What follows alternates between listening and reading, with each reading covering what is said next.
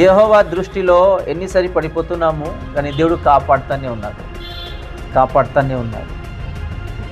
ఈ రోజు వరకు ప్రేమిస్తానే ఉన్నారు, ప్రతి విషయంలో మాకి కాపాడుతూనే ఉన్నారు. నమన్కి దేవుడు ఎలా కాపాడినారు, మాకు కూడా ఈ రోజు వరకు కాపాడుతూనే ఉన్నారు. నమన్కి 7 సారి స్నానం చేసినప్పుడు ఒక పసిపిల్లలంగా దేహం ఇచ్చారు, సుస్థాయి ఇచ్చారు, కుష్టి రోగి నుంచి విడుదల చేశారు. ఈరోజు ఏ వాక్యం అయితే దేవుడు మాకు ఇచ్చారు, 7 సంఖ్య గురించి.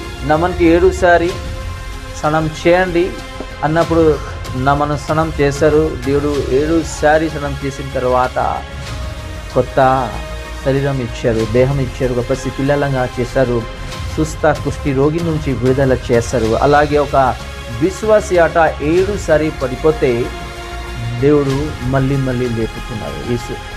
ఈ రోజు వరకు ఎన్నిసారి పడిపోయామో ఒకసారి ఆలోచిస్తాం. ఒక విశ్వాసి చూపులో పడిపోతారు, ఆలోచనలో పడిపోతారు, మాటలో పడిపోతారు, ఇచ్చిన బాధ్యతలో పడిపోతారు. ఎన్నిసారి పడిపోతానే ఉన్నాము అని దేవుడు మాకి కాపాడుతూనే ఉన్నారు.